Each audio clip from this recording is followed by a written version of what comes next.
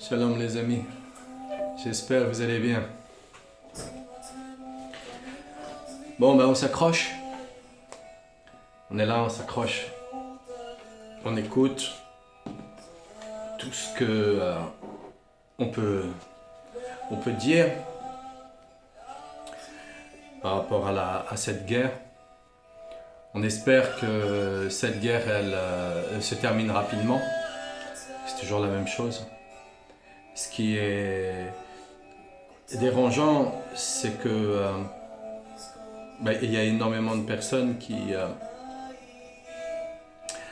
n'ont pas mis à plat leur imaginaire, ne savent même pas quelque part que l'on vit dans l'imaginaire, on est totalement dans l'imaginaire. Donc ça reste compliqué parce que il y a beaucoup de gens qui sont dans les inquiétudes, beaucoup de gens qui sont dans les peurs, beaucoup de gens qui sont dans les angoisses. C'est compliqué.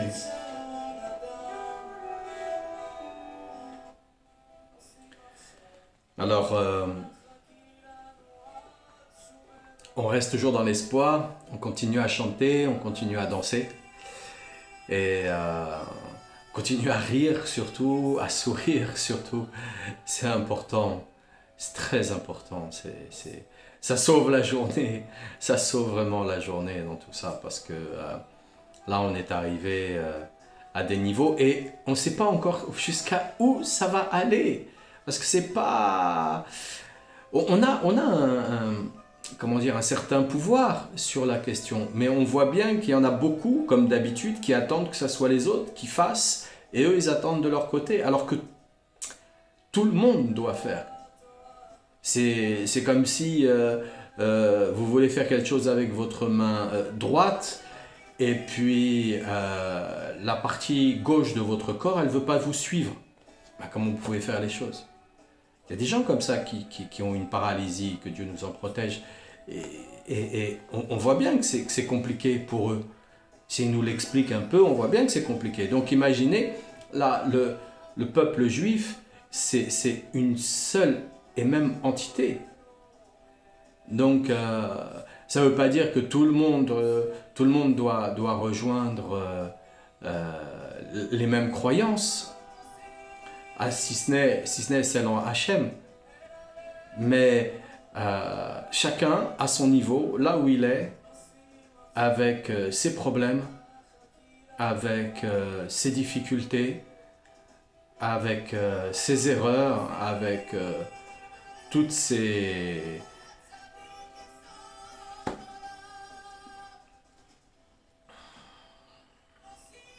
culpabilités et autres qu'il peut avoir dans son système imaginaire, eh bien, avec toutes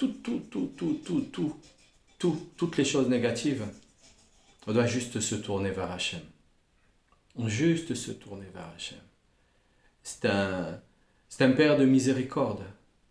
Tout est fait là, maintenant, et là, peu importe où on est, à quel niveau où on est, dans quel état on est, même si on ne croit plus du tout en rien, même si on ne fait pas du tout le Shabbat, on mange même pas correctement, et on mange des choses totalement interdites, peu importe là où on doit se tourner vers le Père miséricordieux et lui demander de l'aide, lui demander pardon, quoi. Je te demande pardon, je ne sais pas pourquoi, parce que je n'ai pas conscience de ce que je fais, je te demande pardon. Et voilà, tout simplement, on se tourne vers sa miséricorde. Et c'est comme ça que le Beth Amikdash il sera reconstruit. Mais ce n'est pas cette reconstruction dont on imagine. Donc on continue et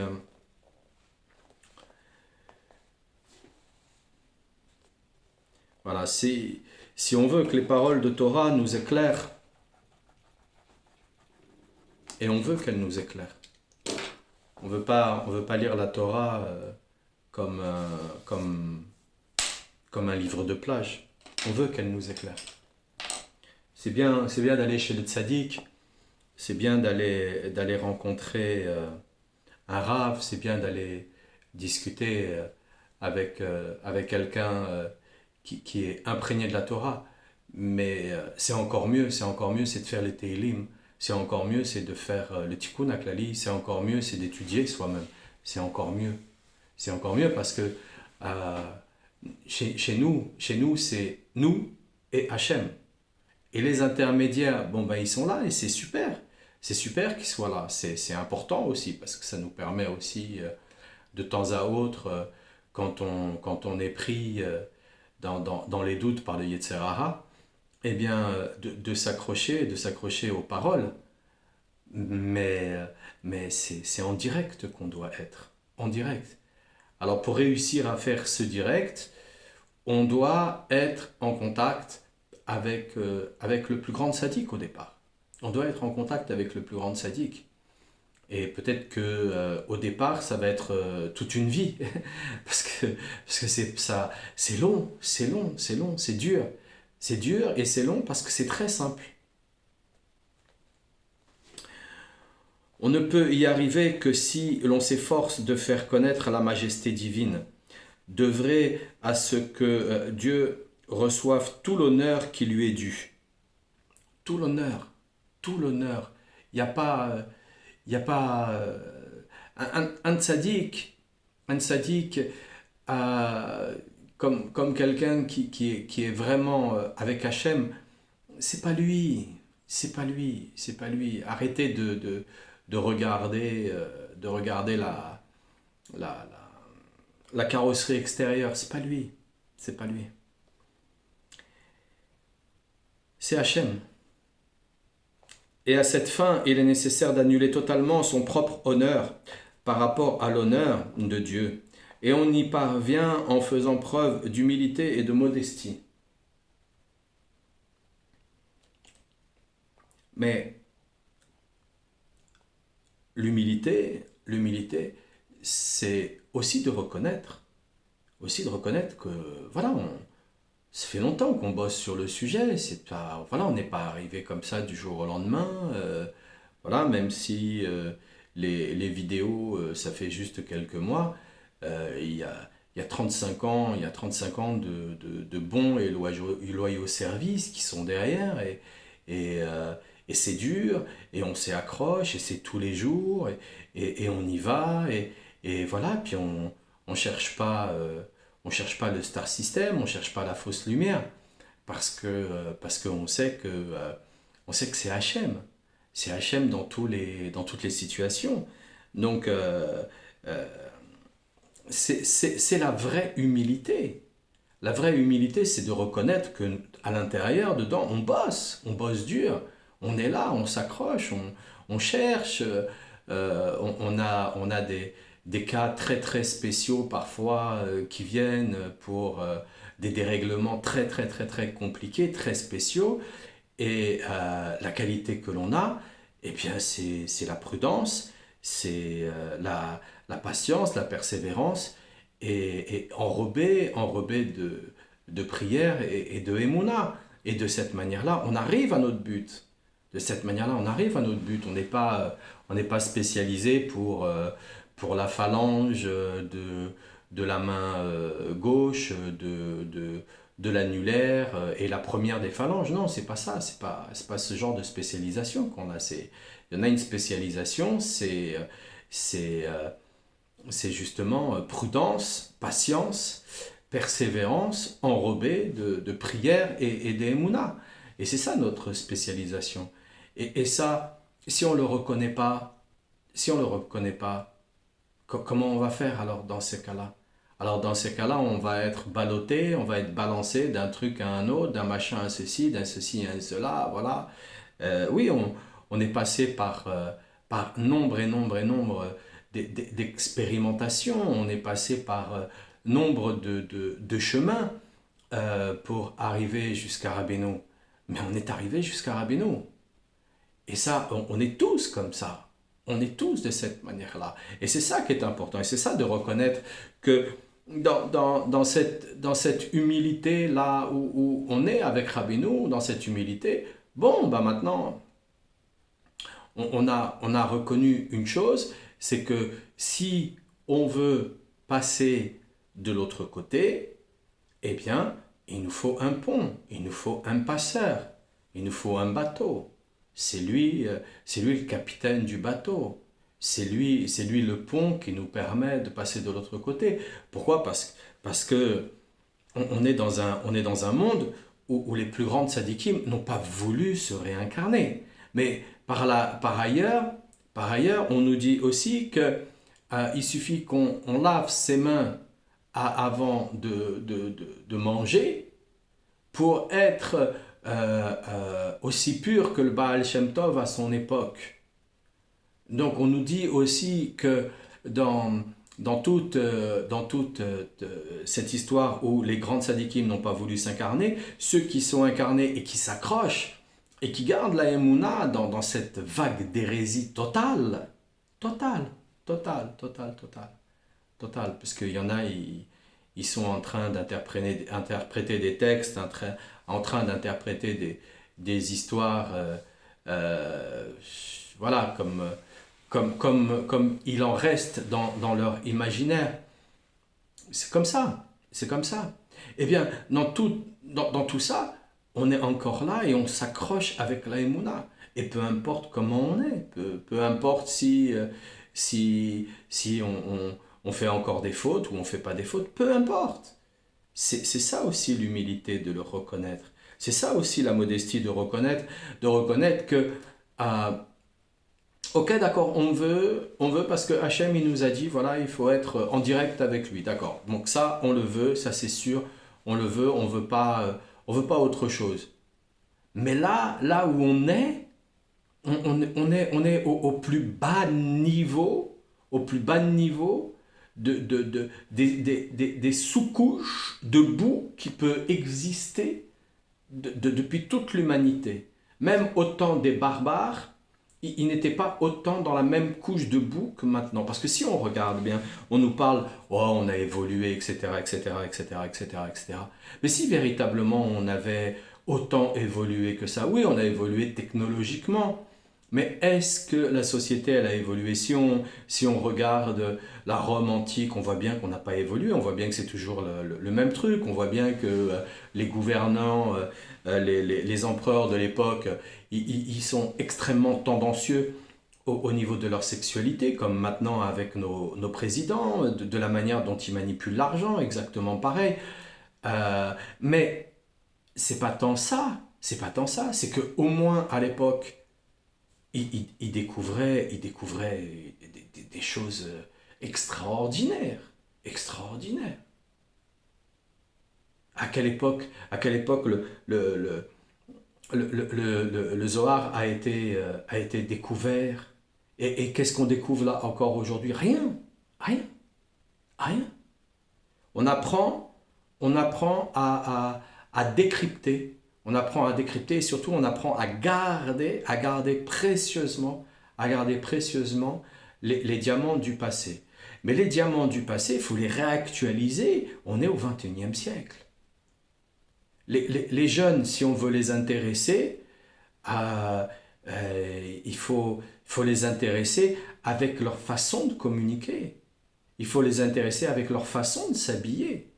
Alors oui, d'accord, on a une façon de s'habiller parce que c'est comme ça, il y a un protocole, etc., etc. Mais à un moment donné, il faut lâcher aussi le protocole pour pouvoir rentrer en communication avec eux. Et il y en a, ils sont extrêmement surpris, mais la surprise qu'ils peuvent avoir par rapport aux vêtements que les jeunes peuvent avoir, ou aux tatouages, ou au piercing, ou je ne sais quoi encore, la surprise qu'ils peuvent avoir n'est que relative à un manque de modestie. À un manque de modestie. Parce que là, à ce moment-là, si on regarde l'autre, on dit ah ouais, non mais bon, attends, non, il a un tatouage quand même, non, ça se fait pas, il pourrait quand même aller l'enlever, etc., etc., etc., etc. Mais son histoire, il n'est pas là pour l'enlever, son histoire. Non, son histoire, il est là pour reconnaître que grâce à cette histoire, il est arrivé maintenant chez le tzaddik. Grâce à cette histoire, parce que sans cette histoire, il n'y serait jamais arrivé. comme on dit généralement, ben, si j'étais toi, je ferais la même chose que toi. Pourquoi je vais te juger? Mais je ferais la même chose que toi. Mais je suis pas toi. Donc, j'essaye d'apprendre à te connaître tous les jours pour apporter un autre angle de vue à ma propre connaissance de moi-même. C'est de l'humilité, ça. C'est de l'humilité. Donc si on n'y arrive pas encore, si on est encore comme ça, là où on est, hein, et puis, bah, c'est parce qu'ils ne s'entendent pas. Moi, j'ai rencontré des Israéliens qui sont partis d'Israël parce que justement, il y a une grande dispute entre les religieux et les non-religieux. Non. Il y a des gens qui sont extrêmement sensibles, qui peuvent pas, qui peuvent pas. Donc, cette modestie, cette humilité, il nous le demande, il nous le rappelle. Rabbi Nachman, il nous fait un rappel aux valeurs très très anciennes, parce que bon, bah, oui, d'accord, on doit réactualiser à chaque fois la Torah, nos us et coutumes. Néanmoins, il y a des valeurs qui ne peuvent pas bouger. Si on essaye de planter un arbre et qu'on ne lui met pas de racines, au premier coup de vent, il s'envole l'arbre. Les valeurs, c'est des racines. Donc quand on a le tzaddik Yesod Olam qui nous parle de valeurs et d'enracinement de ces valeurs-là, c'est qu'on en a besoin et qu'on doit les garder. C'est primordial. Primordial. Et d'ailleurs, c'est ce que j'aime à Ouman. À Ouman, c'est qu'il y a un melting pot. Un melting pot. C'est ça que j'aime. C'est ça que j'aime. Parce que c'est pas juste réservé aux juifs, non, c'est tout le monde. Et puis c'est pas juste réservé aux juifs, aux religieux, avec les péotes et tout. Non, non, non, tout le monde, tout le monde, tout le monde, tout le monde. J'ai même vu des jeunes qui marchaient pieds nus, alors que chez nous c'est complètement assourd, c'est-à-dire c'est interdit. Donc, mais voilà, non, ça existe. Ça existe, c'est là, c'est comme ça. Et il y a une très très grande tolérance. Très grande tolérance. Très grande tolérance. Après, bon, il y a encore des choses à régler. Voilà. Il y a encore ce Yetzer Hara qui, pour un oui ou pour un non, chez les uns et chez les autres, eh bien, peut essayer encore de s'exprimer à sa façon. Mais non, on n'est pas là pour ça. On est là pour avoir la modestie de se dire, mais si, comme tu me parles là, si j'étais toi, je ferais pareil, je parlerais comme ça. Donc, j'apprends à te connaître. Maintenant, je vais te parler comme moi, voilà, comme moi, comme moi, comme moi. J'étais à Ouman et je passe les détails, mais il y a deux personnes qui commencent à se disputer, mais à vouloir en venir aux mains. Donc j'ai dit, mais ça va pas, mais vous êtes pas bien ou quoi? Et on se bat pas entre juifs, on se bat pas. On doit combattre les autres qui sont le mal, mais pas entre nous, pas entre nous, pas entre nous. Et je leur ai dit, mais vous me faites pleurer, et je me suis mis à pleurer. Ça a diminué un petit peu, mais je voyais qu'ils continuaient encore avec leur colère. Et là, j'ai pris ma voix, et là, ils se sont tus. Là, ils se sont tus. Mais il fallait à un moment donné rentrer aussi dans cette modestie. Il fallait aussi rentrer à un moment donné aussi dans cette humilité. Mais si on ne le reconnaît pas, si on ne reconnaît pas que le chemin que l'on a parcouru, c'est tout ça. Et c'est pour cette raison qu'on est à Ouman, qu'on est avec le tzaddik, et qu'on peut entendre toutes les belles choses et voir toutes les belles choses qui s'y passent, même les plus cachées. Mais pour ça, il faut reconnaître, et il nous demande de le reconnaître. Il nous demande. Alors ça n'a strictement rien à voir avec de la frime. Rien à voir. Car la parole a sa racine dans la majesté divine, comme il est dit dans le psaume 24, verset 10. Qui est-il ce roi auquel revient tous les honneurs?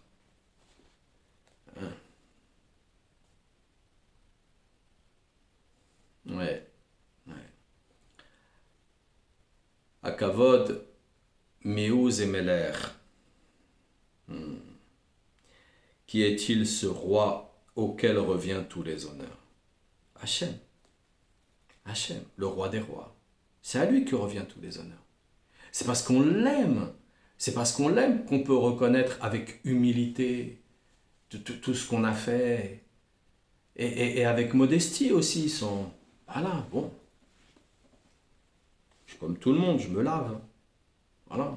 Je dors, je mange. Comme tout le monde. Voilà. Avec modestie. Voilà. Il y en a certains qui, quand ils commencent à s'énerver, ils disent ouais, moi j'aurais fait ceci, j'aurais fait cela. Non, t'aurais rien fait du tout. Rien. Rien du tout. Rien du tout. Parce qu'il y a une grande différence. Il y a une grande différence entre celui qui vous menace et celui qui veut véritablement vous faire. Celui qui vous menace, il a des hésitations. Et c'est dans cette plage d'hésitation que justement on l'attrape. Alors que celui qui veut faire, il n'a aucune hésitation. C'est prémédité, comme on dit. Donc, non. Il y a ici une analogie entre le fait d'exercer la royauté en tant que roi et l'exercice de la parole. Car avoir la faculté de parler, c'est en fait utiliser l'exercice de sa souveraineté. D'ailleurs, on voit bien.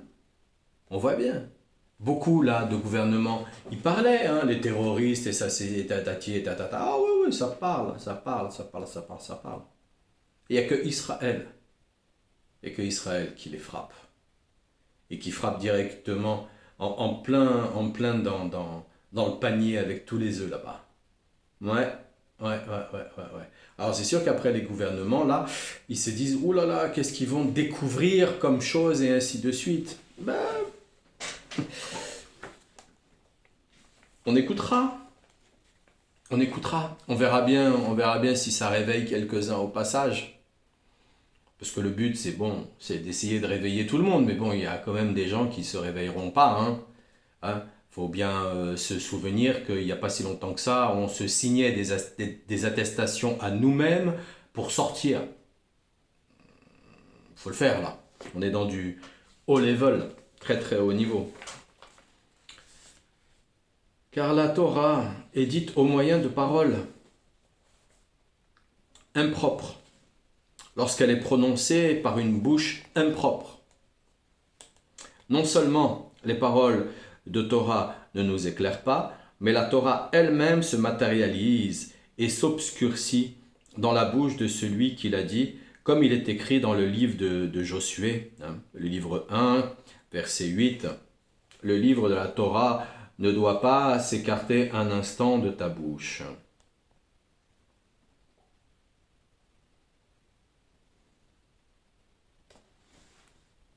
Ah oui.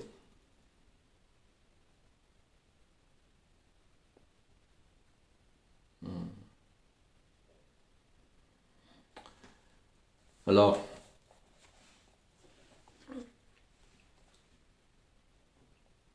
logiquement, on doit ne pas mentir. Logiquement, on doit ne pas mentir. Mais le problème, c'est que on apprend aux petits-enfants à mentir depuis leur plus jeune âge. On leur invente des histoires là dans les sociétés occidentales avec un bonhomme en rouge, une grande barbe, une petite souris qui ramène une pièce et autres encore. Et donc on engage là, on engage l'ouverture d'un Kéli spécial mensonge. Et pour aller jusqu'au bout de ça, pour nettoyer l'imaginaire dans sa totalité de ce mensonge, pour certains euh, ça sera impossible dans cette vie. Pour certains, ça sera impossible dans cette vie. Donc, on a on a des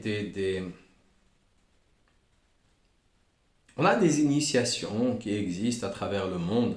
On a des initiations qui existent à travers le monde et qui font que on vient nettoyer la langue avec l'imaginaire, puisqu'en fait la maladie vient de la langue, donc l'imaginaire vient de la langue.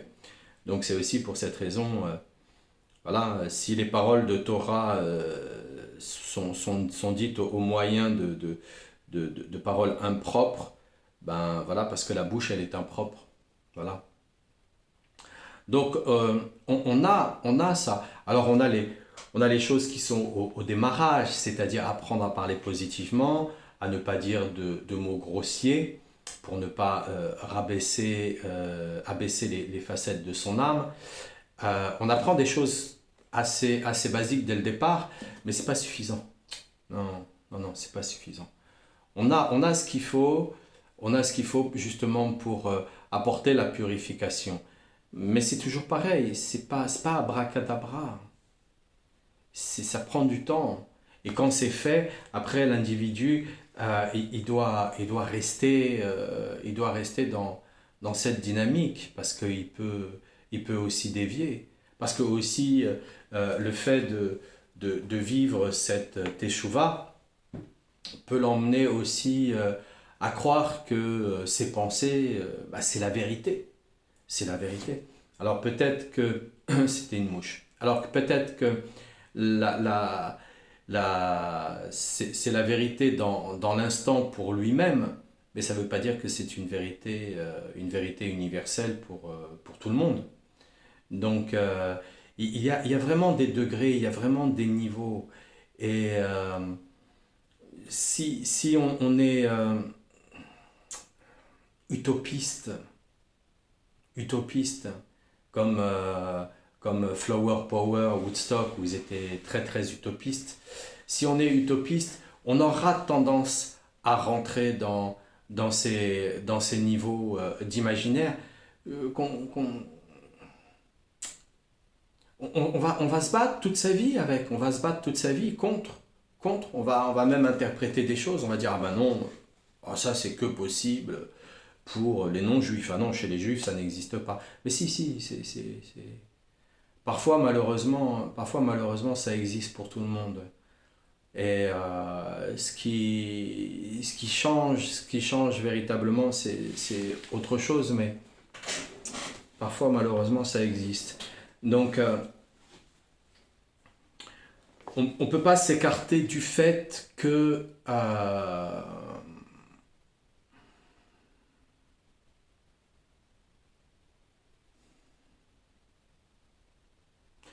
faut tourner sa langue dans sa bouche avant de parler. On ne peut pas s'écarter de ça. Le petit diable en boîte qui sort là pour un ou pour un non, parce qu'on peut avoir une position vis-à-vis d'autres et il nous pose des questions. On peut dire à un moment donné, tiens, c'est surprenant, voilà, mais on n'y arrive pas. On n'y arrive pas, on est pris par des mouvements imaginaires qui nous restent encore en nous. Qui nous restent encore en nous. C'est très très très complexe. Très très très complexe. Le livre de la Torah ne doit pas s'écarter un instant de ta bouche. Or, on peut comprendre que le verbe yamish, s'écarter, yamish, s'écarter. Aussi, voilà, il a aussi le sens, il a un double sens qui est Vemesh Rachir, les ténèbres sont devenues palpables.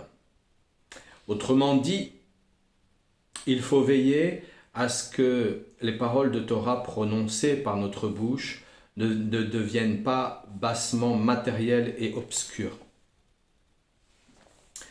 En effet, si on ne s'attache pas à rendre à Dieu tous les honneurs qui lui sont dus en raison de notre manque de modestie, nous ne serons pas en mesure d'ouvrir la bouche.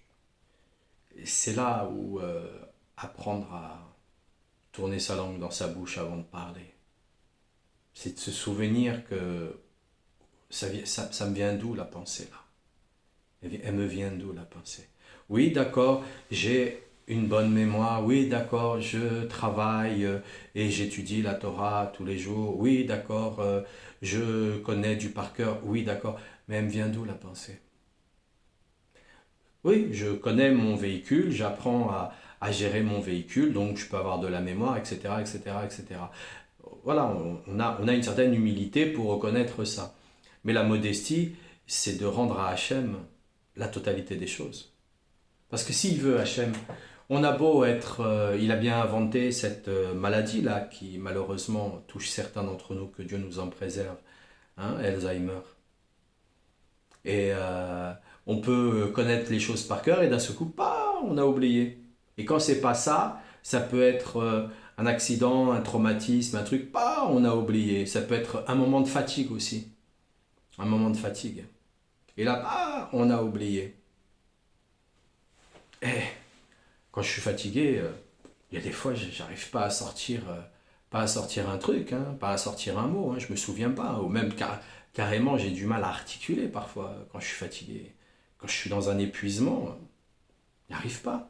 Et bien c'est là justement où on doit reconnaître, bah, Hachem, merci mon Dieu, ah, Hachem, donne-moi la possibilité d'articuler. C'est quoi ce mot que j'essaye de sortir là maintenant? C'est là où on est au plus bas. On est au plus bas, là, on est très très profondément dans notre bout intérieur, là. Et là, c'est là où on doit demander. C'est là où on doit demander. Et c'est là où justement, comme on le voit dans le verset des psaumes 17, verset 10, ils ont fermé leur bouche car ils parlèrent de manière hautaine. Et comme nous en avons un exemple avec Lévi bar Sira, quand on a fait monter sur l'estrade, et lorsqu'on s'aperçut qu'un esprit de vanité s'était emparé de lui, on ne le laissa pas prendre la parole. Et voilà, tout simplement. Tout simplement. Mais même c'est déjà arrivé où Hachem il coupe la parole, tout simplement. Tout simplement. Et ça c'est tant mieux dans ces cas-là. Au moins, c'est pas, on sait rien, moi. J'en sais rien, on n'en sait rien. Et c'est très bien. C'est très bien. Ah ben j'ai pas pu faire ça. Ah ben c'est très bien. Merci mon Dieu. Ah tu m'as protégé. Oh là là, quelles sont les conséquences derrière? J'ai pas du tout la conscience des conséquences qui auraient pu se passer, etc., etc. Mais il y en a, ils sont extrêmement têtus, qui est l'inverse de la persévérance. Je le rappelle au passage. Et là, c'est pas bon. Là, c'est pas bon. Car celui qui parle avec vanité relève de l'idolâtrie. Et à propos de l'idolâtrie, il est dit dans le Deutéronome 7, verset 5, « Brûlez par le feu les idoles de leur Dieu. » Et toute chose destinée à être brûlée, c'est comme si elle était déjà consumée et n'a pas d'existence, comme le dit la Gemara dans le traité Rosh Hashanah 28a, quand elle cherche à savoir si l'on peut sonner avec un chauffard qui a servi au culte idolâtre. Donc, il nous donne des grandes leçons. Il nous donne, Rabbi Nachman, des grandes leçons d'humilité. Il nous donne des grandes leçons de modestie. Il nous donne cette possibilité de nous rendre compte que tout est Hachem. Tout est Hachem. Je ne suis qu'un messager qui donne un message, tout simplement. Ça vient pas de moi. On me pose la question avant, j'en sais rien. On me pose la question après, j'ai oublié. Et c'est tant mieux. Les seules choses dont je me souviens, c'est l'équilibre de mes besoins personnels pour durer le plus longtemps ici sur la terre. Et donc je ne vais pas me créer des désirs supplémentaires qui n'ont pas lieu d'être. Et quand on rentre dans cet équilibre-là, qu'est-ce qu'on a besoin? Il nous donne ce qu'il faut. Il nous met là où il nous faut être. Alors les amis, Bara ve'atzlacha pour tous les malades, la consolation des endeuillés, la protection de Tsahal, la destruction d'Amalek sous toutes ses formes, à tous les niveaux. Am Israël Chai. Les amis, on va lire un Télim.